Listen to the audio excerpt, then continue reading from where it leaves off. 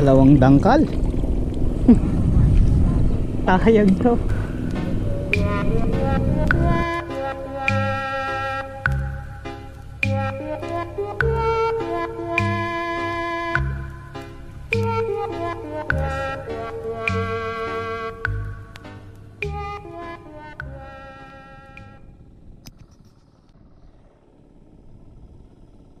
Magandang araw muli mga idol. At ito na ang ating SL8. Medyo na-late tayong pumunta dito sa ating area. Dito sa palayan ni Boss Aro. Natapos na silang magbunot mga idol at hindi natin napanood. Pero check na naman natin mga idol kung ayos bang mga pagkabunot ng ating mga pinagkakatiwalaang magtatanim at magbubunot. Taga Sikka, king taga Raip, di Ilocano mga idol. Ito ay SL8 na 20 days pa lang mga idol magmula nung naipunla. Pero makikita nyo mga idol, dalawang dangkal mahigit ang tangkad nito mga idol. Nakachamba to sa sa sikat ng araw mga idol. Ngayon na lang na nag-uulan uli mga idol dito sa lugar. Pero walang ka-damage sa punlaan mga idol, maliban sa tinuka ng manok. Ayun lang mga idol. Meron pa tayong dalawang kamang sobra mga idol, pero makikita natin kung mabubunot rin ba yan pagkatapos, kung magkukulang ba. Pero ang tansya ng ating kabisilya ay tama na yung 6 na kama mga idol. Ay 6, 5 kama pala mga idol, kasi 7 kama pala ito. Kaya 5 lang muna, tinira na yung 2.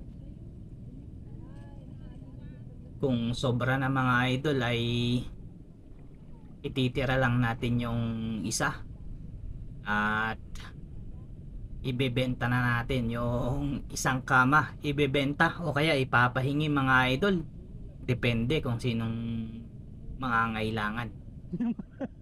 Kasi masisira din yun mga idol kung papabayaan lang natin ganyan. Hindi rin magigipin ng maayos, hindi rin bubunga ng mga maayos mga idol, kasi dikit-dikit masyado yung mga yan idol. At pagmumulan pa yan ng sakit.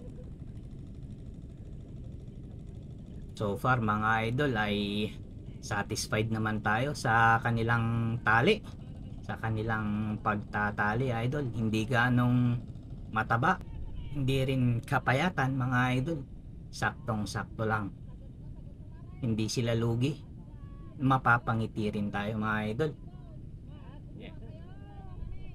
Okay, hindi naman natin kailangan bantayan tong mga nakuha nating magtatanim idol. Subok na natin yan mula noon pa, hindi natin binabantayan at kumukuha lang tayo ng pang content mga idol. Meron kasi yung mga ibang magtatanim idol ay walang pakialam. Bali mabilis nga sila mga idol, pero mabilis silang magsika, putol-putol naman mga idol. Tapos mabilis din silang magtanim, hindi naman nila tinitingnan mga idol kung tama na yung tinutuntos nila o kaya hindi. Kasi natin may iwasan yung putol-putol ang punla mga idol. Kaya yung iba nakikita nila, hindi na nila pinatanim mga idol. Yung iba porke pakyawan wala nang pakialam mga idol. Yun yung mga iniiwasan nating mga tao mga idol. Sana yung iba magtulungan tayo, di yung porket nagtatrabaho sila kung ano yung gusto nilang trabaho yun na lang. Matutuwa tayo pareho mga idol, yung nagbabayad saka yung gumagawa.